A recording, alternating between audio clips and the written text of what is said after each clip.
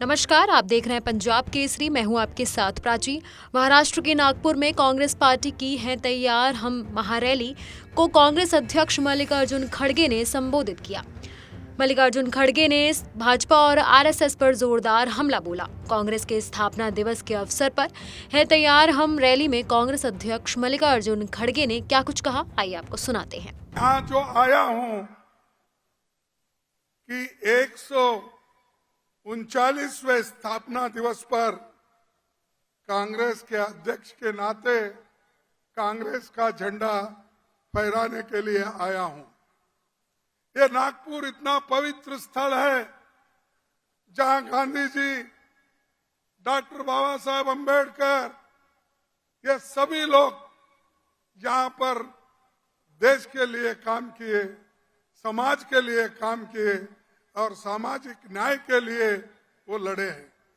ऐसे एक पवित्र स्थान पर हम आए हैं और हमको ये लगता है कि अगर कोई देश के लोग प्रेरणा ले सकते हैं वो सिर्फ नागपुर से ले सकते हैं।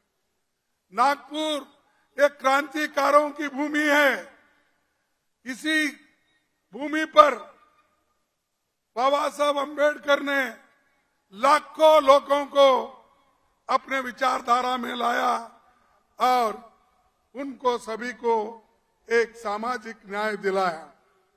महात्मा गांधी जी भी वर्धा और यहाँ पर कम से कम 2600 दिन यहाँ पर उन्होंने गुजारा है। करीब 7 साल उन्होंने मेहनत की। देश को आजादी दिलाने के लिए उनका काम यहाँ बहुत बड़ा है। देश के कोने कोने से लोग यहाँ आकर उनका सलाह लेते थे और देश को आजादी दिलाने के लिए क्या करना, इस विचारधारा का यहाँ पर बात होती थी। लेकिन भाइयों, यहाँ दो है, एक प्रोग्रेसिव यानी प्रगति पर विचारधारा डॉक्टर अंबेडकर की है और दूसरे तरफ हमारे पीछे आरएसएस का बंगला है, क्योंकि आरएसएस भी जो पैदा हुई यहीं से हुई और आज यही आरएसएस देश को बर्बाद कर रही है। मोदी आरएसएस का झंडा लेके आगे जा रहे हैं और उसके पीछे आरएसएस है। इसीलिए आप सोचना चाहिए, आपकी बड़ी जवाबदारी है। जब तक आप नहीं उठेंगे तब तक ये जो समानता का एक झंडा है ये आप नहीं फहरा सकते।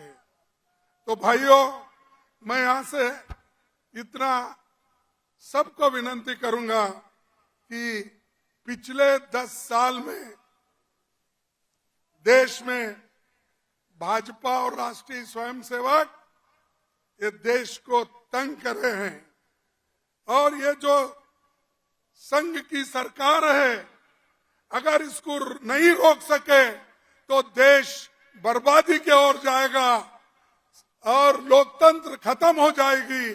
देश का संविधान जो बाबा साहब अम्बेडकर और पंडित जवाहरलाल नेहरू जी ने मिलकर बनाया वो भी खत्म हो जाएगा।